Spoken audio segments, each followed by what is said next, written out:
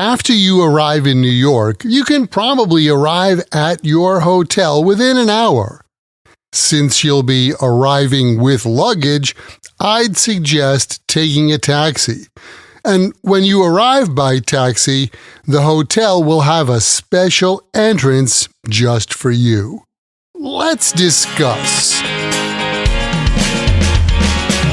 Welcome to another Happy English podcast coming to you from New York City. And here's your English teacher, Michael. All right, thank you, John, and thanks, everyone. It's Michael here from Happy English, and I help people speak English better. And this is Happy English Podcast, episode 698, Arrive.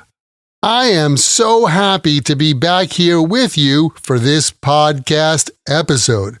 I was down with COVID last week, but I'm finally back on my feet. Prepositions can be tricky in English. I know that just as well as you do. And which preposition you choose can depend on a number of factors, including the context of the conversation, as well as the grammar rules. Well, today we're going to have a look at the verb arrive and all of the different preposition combinations that exist based on these 2 points, grammar rules and context. As you know, context is king. The first context we'll talk about has to do with place. You can arrive in a country, arrive in a city, arrive in a town, arrive in a village, or arrive in any other place that has a geographical border. In other words, if you can see the place on a map, you can arrive in that place. Here are some examples. The train arrived in New York City at 4 o'clock. Tommy arrived in France in October. I'm going to arrive in Tokyo in the afternoon. In all other locations, places, and even events, you can use arrive at. You can arrive at a building, arrive at the office, arrive at the park, arrive at a concert, and even arrive at a party. For example, the train arrived at Grand Central Station at 4 o'clock. I arrived at the party a half hour late. I don't know what time I'll arrive at the hotel, but I'll send you a text when I get there. The next type of context has to do with time.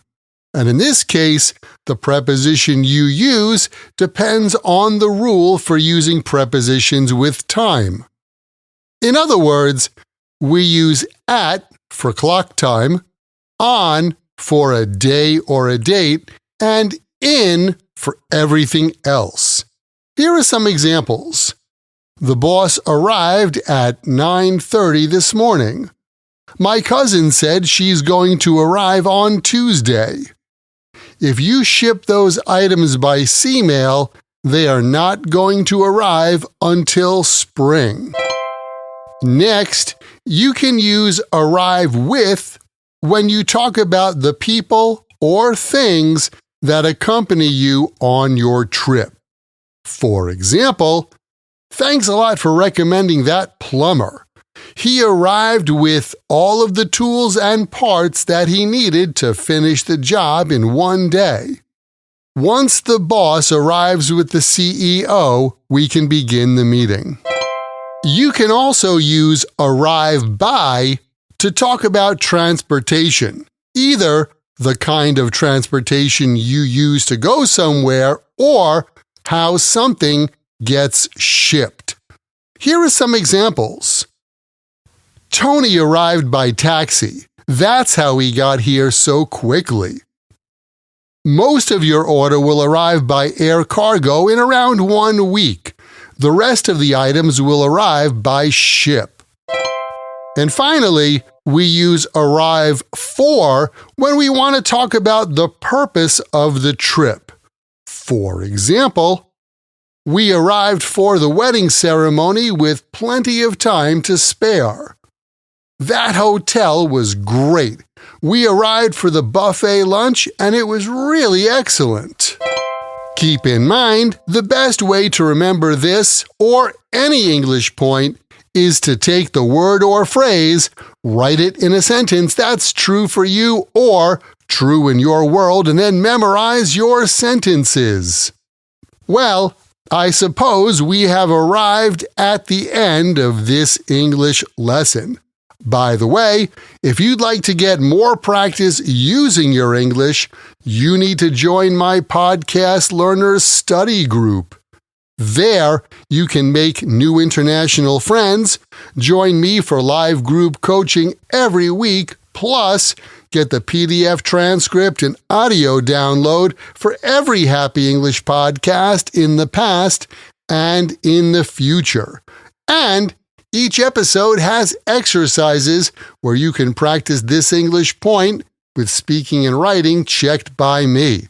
To learn more or to see some of the example sentences from this lesson, just visit myhappyenglish.com and choose podcast lesson 698. Remember, learning another language is not easy, but it's not impossible, and I'm here to help you on your journey. This podcast was brought to you by Happy English. Please visit myhappyenglish.com. Show your support for Happy English by leaving us a review. Get English, get happy, Happy English.